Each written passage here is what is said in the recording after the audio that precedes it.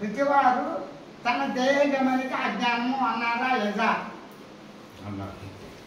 ప్రతివారు అనుకుంటావా లేదా నువ్వు? నేను నాది, నా దేహం నా ఇష్టం అంటే అహంకారమా కాదా? అంటే నీకు అహంకార గమనిక తెలుసు, అజ్ఞాన గమనిక తెలుసు, అజ్ఞాన అహంకార జ్ఞాన గమనిక తెలుసు, అసత్య గమనిక తెలుసు, సత్య గమనిక తెలుసు. అప్పుడు నీ దేహ గమనిక నువ్వు దేహాన్ని చూసి వచ్చిపోతుంది కాబట్టి మిథ్య అసత్యం అన్నావా? దేహాన్ని గమనించకుండానా? గమనించాలి. ఆకాశాన్ని గమనించి మిథ్య అంటాడు ఎవరైనా? వచ్చిపోతుందా?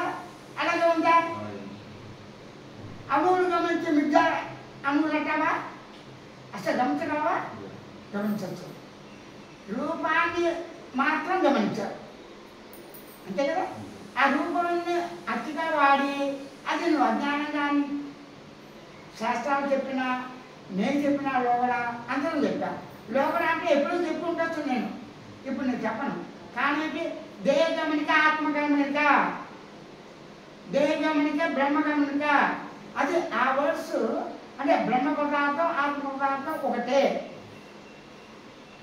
దాని లక్షణాలు స్వచ్ఛంగా తెచ్చాను. సత్తు చిత్తు ఆనందము,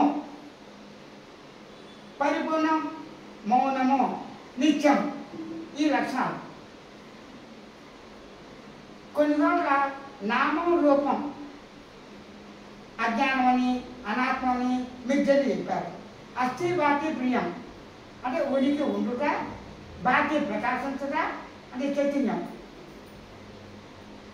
ఆనందం ప్రియం అన్నారు. అసలు ఇంత బెడపడాల్సిన అవసరం ఉంది? నువ్వు బెడలు ఎలా కొడతావు అసలు? నామం రూపాయలు అస్థి బాతి ప్రియం చూపించు.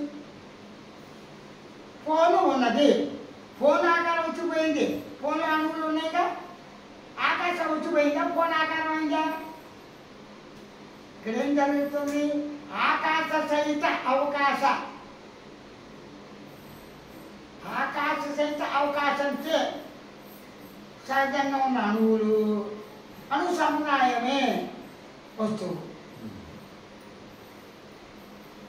అణు సముదాయమే నీ దేహం.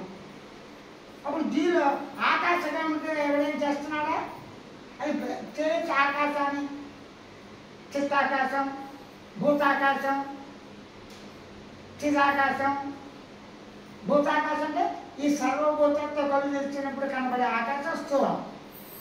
చిత్తాకాశం అంటే మనతో ఊహించినప్పుడు చిత్తాకాశం అండి. చిదాకాశం అంటే జ్ఞానంతో ఉన్నది. ఈ మూడు ఆకాశాలతో అది వేరు పద్ధతి. ఈ విధంగా అనేక రకాల పద్ధతులు ఎందుకు? వీటన్నిటి కూడా సాధన చేయమంటారు, ధ్యానం చేయమంటారు, నిషేధించమంటారు. నేను చెప్పేది నువ్వు గమనించి దేన్ని నిషేధించద్దు, దేన్ని ప్రత్యేక రమణద్దు, పోవద్దు. ఉన్నదాన్ని ఉన్నట్టుగా గమనించి ఓడుకోండు. ఆకాశం ఆకాశంగానే ఉన్నది. ఆకాశాన్ని రెండు ఆకాశాలు చేయడానికి ప్రయత్నిస్తావా? మరి ఘటాకాశం, మఠాకాశం, మేఘాకాశం చూస్తావు, తప్పులేదు. మీరు ఎత్తుకోండి, మాకు అవసరం లేదు. ఎక్కడొచ్చినా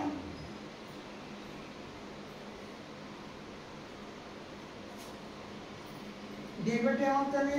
నీ దేహ గమనికైనా, అనుగమనికైనా, శరీరగమనికైనా, మనోగమనికైనా, అనుగమనికైనా, దేహ గమనికైనా, సృష్టి గమనికైనా స్వయం అనుభవమే.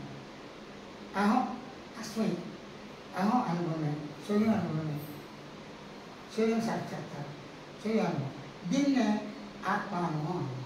వాళ్ళు ఇది చూస్తూ అన్నారు లేదా నాకు అవసరం, నేను స్పష్టంగా ప్రతిపాదిస్తాను. ఏ తర్కమో అక్కడ అనుభవం ఉందని తర్కం ఎందుకు? నేను నవ్వుతున్నాను, నేను ప్రూవ్ చేసుకోను. పైకి నేను పక్క నవ్వుతుంటే నవ్వుతున్నానని మీకు తెలుస్తుంది. రుజువు అనే ప్రసక్తే లేదు సృష్టి. వ్యవహార జ్ఞానం ఉంది. వ్యవహార జ్ఞానం కూడా అన్నీ అక్కర్లేదు. పిల్లవాడు పుడతాడు, పుట్టడానికి కింద చూస్తాడు, మగపిల్లాడే అంట. నువ్వు కింద చూస్తా చూడబోయినా ఇవ్వాలి, రేపైనా మగపిల్లాడుగానే ఉన్నాడుగా. అలా కాకుండా నేను కింద ముందు చూశాండి, అన్ని చూసాను, సరిగ్గా అవ్వలేదండి, కాబట్టి ముసిపోయిందండి. వాడికి అసలు ఇది కూడా కొంతమంది ఉంటాడు, మూసిపోయి మన పదార్థం అతుక్కుపోయి రాదు. అన్నీ చూసాం, పిల్లవాడు ఆరోగ్యం చక్కగా ఉన్నాడు. ఆ విధంగా వస్తువు కూడా చూడాక వస్తువు ఉన్నది ఉనికితో. నీ ఉనికితో నువ్వు ఉంటే వస్తువు నువ్వేగా. వస్తువు అంటే కదలిక, వస్తువు అంటే ఆకాశం, వస్తువు అంటే పరిణామం. నేను శబ్దం, కదలిక, పరిణామం, ఆకాశం, జ్ఞానం, గుర్తు అన్నీ ఉండేగా. కాబట్టి మీకు ఎందుకంటే ఇంత స్పష్టంగా ఇస్తాను, వాళ్ళు వీళ్ళు చెప్పాను కాదు. అమ్మను గుర్తు చేసుకోవడానికి ఆకాశాన్ని గుర్తు చేసుకునే అమ్మ, అణువును గుర్తు చేసుకున్న అమ్మ, కేవలం ఆకారాన్ని గుర్తు చేసుకున్న అమ్మ అంటున్నావా? ఆకారాన్ని గుర్తు చేసుకున్న నాన్న అమ్మ, బాలవృత్తి ఆకారాన్ని గుర్తు చేసుకుంటాడు. పతివ్రత ఆకారాన్ని బట్టి పాతివృత్యమా, తలకాయ పడితే పాతివృత్యమా? బేతాల గదులు కూడా ఉన్నాయి. పొరపాటున లేదు. తల్లిది కోడలకు, కోడలు తల్లి వచ్చేసి ఎవరెవరు వెళ్తారో చూసాం సార్. తల్లిని బట్టి పడతా, మొండి బట్టి పడతా, అది తిరిగి వచ్చింది. కాబట్టి ఇవన్నీ కళలో వాస్తవం. ఇళ్ళలో మెరుగులో జరగవు, అక్కడక్కడ జరుగుతాను. కాబట్టి నీ తల గమనిక అంటే ఏమిటి? ఆకాశ గమనిక, అణు గమనిక, ఆకార గమనిక. ఆకారం ఏమిటి కదా? మెదడు గమనిక. నొప్పి ఇక్కడండి, ఈ చిన్న మెదడు దగ్గరండి, కనుగుడ్లు లాగేస్తుందండి, ఇక్కడండి ప్రతి అవయాన్ని లోపల ఇంత పోట్లు కొనుక్కోలాగా లాగేస్తుందండి. ఇది అంటే నువ్వు చూడబట్టేగా, గమనించబట్టేగా లక్షణంతో. అట్లాగే నీ గమనిక పరిపూర్ణం, నీ లక్షణం పరిపూర్ణం, నీ ఉనికి పరిపూర్ణం, నీ ఆనందం పరిపూర్ణం. పరిపూర్ణ ఆనందాన్ని కేవలంగానే గమనించి గుర్తించి ఊరుకుంది. నాకు చేత కావట్లేదు, నేను ఊరికి సూచిస్తాగా. పోనీ ఆనందాన్ని ఎవరైనా ఇస్తారా? పోతే నిద్రపోవాలి, లేకపోతే లయం అవ్వాలి, సమాధిలో ఉండాలి, లేకపోతే మత్తు బిడ్డ వేసుకుని మీరు హాయిగా ఉండాలి. ఇవేగా ముద్దు వారు ఇట్లా ఎనస్థిసియా ఇస్తే వాళ్ళు నొప్పే లేదండి, ఆపరేషన్ ఏమీ లేదండి. ఆ తర్వాత ఎనస్థిసియా అయిపోయిందా పోటులు అనుకుంటుంది. నీకే ఆనందం అలా కాదు, వీటి వస్తువుతో వచ్చింది కాదు, నిద్రాకాలాన్నితో పోతగింది కాదు, ఇంకో నేనుతో వచ్చింది కాదు. నేను కొత్తగా తపస్సు చేసి సాధించలేదు, స్వతः సిద్ధం. నేను ఉన్నది, ఉనికితో నేను శబ్దం స్థితి ఉంది. నేను శబ్ద స్థితి శబ్దం, నేను శబ్దం, నేను శబ్దం సహజమే. నేను శబ్ద స్థితి ఉంది కదా, గమనించు. ఎలా గమనిస్తామంటే నేను అనే దొంగ కనపడుతుంది కంటికి, అనుభూతి. అనుభూతి చూడాలంటే ఏం చేయాలి? కళ్ళు మూసుకోవాలి. ముందు తాతక్కండి, ఇప్పుడు కళ్ళు మూసుకోగలుగుతుంది. ఎదుక ఉన్నది కానీ ఎదుకన్నా, ఉన్నది కానీ ఉనికన్నా, అనుభవం అన్నావు, తెలివి ఉంది కానీ తెలివి అన్నా. ఆ పదాలన్నీ నువ్వు పెట్టుకున్నావు. చెప్పండి, ఎదుక ఉన్నది తెలివితో, ఎరుక ఉన్నది జ్ఞానంతో, ఎరుక ఉన్నది జ్ఞాపకంతో, ఎరుక ఉన్నది సాక్షిత్వంతో, ఎరుక ఉన్నది భావత్వంతో, ఎరుక శబ్దంతో ఉందిగా. అనుభవం కదా, వెతకం కదా, మూలాలు శోధించావు కదా. కాబట్టి నీ దేహ గమనికే స్వయం సాక్షాత్కారం, స్వయం అనుభవం, స్వయం ప్రత్యక్షానుభవం, స్వయం అపరోక్షానుభవం, స్వయం సాక్షాత్కార దర్శనం, ప్రత్యక్ష దర్శనం. పేరు ఏమైనా పెట్టండి. దీనినే ఆత్మానుభవం అంటారు. వాళ్ళంతా నేనంటున్నా, ఏ శాస్త్రం కాదు, నేనంటున్నా. శాస్త్రం సరే, నేను ఉన్నానని ఒక శాస్త్రం బట్టి చేసుకుంటున్నాను. నిద్రపోవటం శాస్త్రం చదివావా? నిద్రపోతే శాస్త్రం గురించి తెలిసిందా? శాస్త్రం ఉంటే నిత్యం తెలుసుకోవాల్సి వచ్చిందా? నిద్రపోతే శాస్త్రం లేదు, నిద్రపోతే గమనించే లక్షణం ఉంది. కానీ ఎరుక లక్షణం ఉందిగా. ఎరుగుతో గుర్తించి గమనించి ఎరుగుగానే ఉన్నాం. అలాగే ఉంది నీ స్వరూపం చదువు కరెక్టే వచ్చిందా? మళ్ళీ అంటే నీ గమనిక నీవే. అనుకునేవాడే గమనిస్తున్నాడు, అనుకునేవాడు గమనిస్తాడు దేహాన్ని, అనుకునేవాడు గమనిస్తాడు ఎరుకని. రెండు గమనికలు కాదు. నిద్రపోయి నేను కలగని నేను, మేలుకుని నేను, మాట్లాడే నేను, గుర్తించే నేను, గమనించే నేను, ఎన్ని నేను ఉన్నాయి? అనేకం ఉన్నాయా? ఒక నేనా? ఎవరితో మాట్లాడతావు? ఎవరితో మాట్లాడతావు? ఒక నేనైతే రెండే నేను. కాబట్టి అవిభాజ్య పదం తెచ్చేసాను. అవిభాజ్య నేనుతో ఉన్నా. నువ్వు విధంగా లేదు, పరిపూర్ణ నేను అన్నా. మళ్ళీ అవిభాజ్య నేనుతో పరిపూర్ణంగా ఉన్నా. ఎక్కడికెక్కడికి రాదు.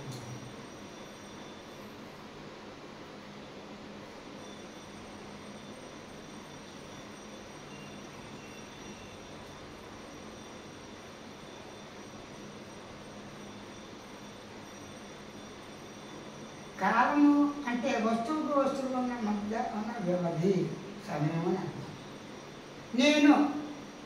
నే శబ్దానికి నువ్వు శబ్దానికి మధ్య కాలం ఎంత? క్షణమా, అరక్షణమా, గడియ?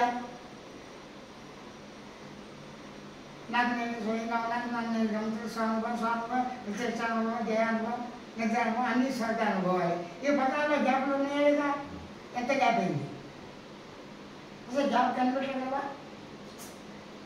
నువ్వు కోపంతో తిట్టేస్తావు, లేకపోతే అమ్మవారిని వర్ణిస్తావు. ఆ వర్ణంలో స్పీడ్గా వర్ణించేస్తావు. ఆవేశంతో, ఉద్యోగంతో, భాగవతంతో, ఆంధ్రభాషంతో. అప్పుడు కాలం చెప్పగలమంత అయిందని మొత్తం మీద చెబుతావు. కానీ అనుభూతికి మధ్య ఎలా? భావానికి మధ్య ఎలా? శబ్దానికి శబ్ద వ్యవస్థ చెప్పగలవా? కానీ కాలంగా నువ్వే ఉన్నా, కాల రహితంగా నువ్వే ఉన్నావు, కాల విలక్షణంగానూ నువ్వే ఉన్నావు. అలాగా ఎదుగుతూ ఉన్నప్పుడు కాల విలక్షణం, కాల ప్రసక్తి లేదు, భావ ప్రసక్తి లేదు, గమనించే ప్రసక్తి లేదు. ఎలాగా మనం గమనిస్తున్నాక హాయిగా ఉంటూ ఒక తూరులో జరుపు వస్తుంది. ఆ జరుపులో హాయి ఎట్లాగా అనలేదు. కానీ ఆ జరుపులో అన్నిస్తున్న అనుభూతికి నువ్వు ఐడెంటిఫై చేసావు. నేను హాయిగా, మౌనంగా, ఉనికిగా, అనుభవంగా, పరిపూర్ణంగా, స్వేచ్ఛతో ఉన్నాను. ఎలా తెలిసింది?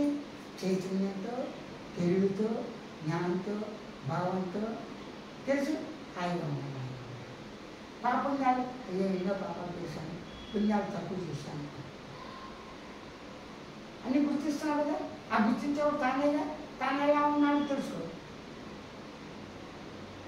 తెలిసిన లక్ష్యాన్ని కొత్తగా తెలుసుకోవాలండి. తెలుసుకోవాలి. ఉన్నది తెలుగుతో తెలుగు తెలుసుకోవాలి. తెలుగుతో తెలివి తెలుసుకోవాలంటే స్వయం తెలివితో, స్వయం జ్ఞానంతో, స్వయం గమనికతో, స్వయం స్మృతితో, స్వయం శబ్దంతో, స్వయం భావంతో, స్వయం తపంతో, స్వయం సుఖదుఖాలతో, స్వయం రాగద్వేషాలతో నన్ను నేను అనుభవిస్తాను స్వయంగా. తెలిసిందా? ఇవన్నీ కూడా అనుభూతిలో ఉన్నవాటిని గమనించబోయినా నువ్వుగానే ఉన్నావు అన్న సూచన చేస్తుంది.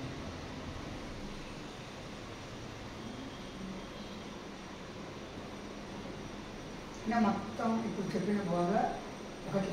నీ గమనిక నీకు స్వయంగా తెలుసు, నీ జ్ఞాపకాలు నీకే తెలుసు. నీ గమనికలు ఎంత సహజమో నీ జ్ఞాపకాలు అంతే సహజం, నీవు తెలుసుకునేవి అంతే సహజం. నీ శబ్దభావాలు సహజం. అన్నీ నీ లక్షణాలు, అన్నీ నీ లక్షణాలు అన్నా. నీవు ఒకటా రెండో అవ్వద్దు, అవిభాజ్యంగా ఉన్నావు. అవిభాజ్య జ్ఞానంతో స్వయం జ్ఞానం.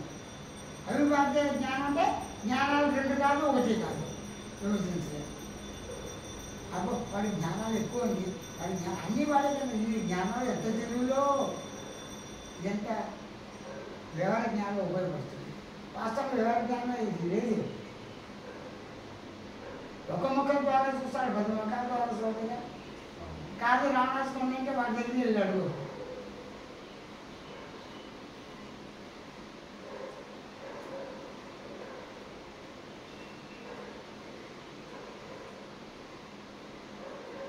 పైగా నీ గుర్తు మొండెము, తల, కాళ్ళు, చేతులు.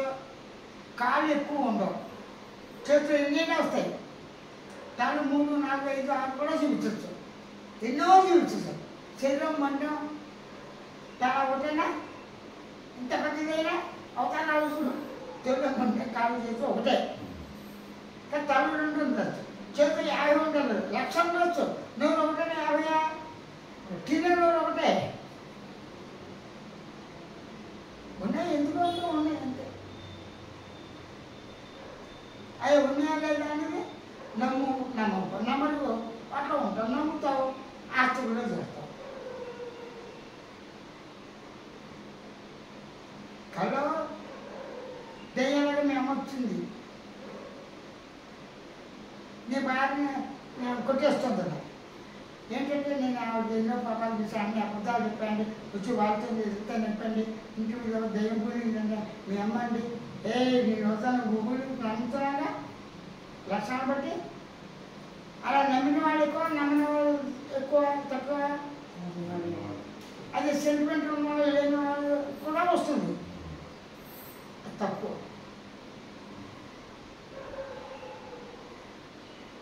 లేని దాన్ని వండదాన్ని నమ్మటం సెంటిమెంట్, అనుభవంలో కరెక్ట్ అవుతుంది. అలాగే శివలింగం ఉంది, కేవలం అణువులే ఉందని చెప్తాను, అది పరిస్థితి. ఇదే కరెక్ట్గా బూజు నాన్న అంత బూజు అయిపోయింది, ఇంత దాన్ని కూడా అది పైకి ఇది వచ్చి కొండ పెడితే ముక్కలు అయిపోయింది. వాటన్నిటిని నూరేసి మరి దాన్ని సర్వ్ చేయొచ్చు, దాన్ని చేయొచ్చు. ఆ ముక్కలన్నీ లోపల పెట్టేస్తా, పైన పూర్తి చేస్తా, చూడడానికి కారణంగా చేయొచ్చుగా.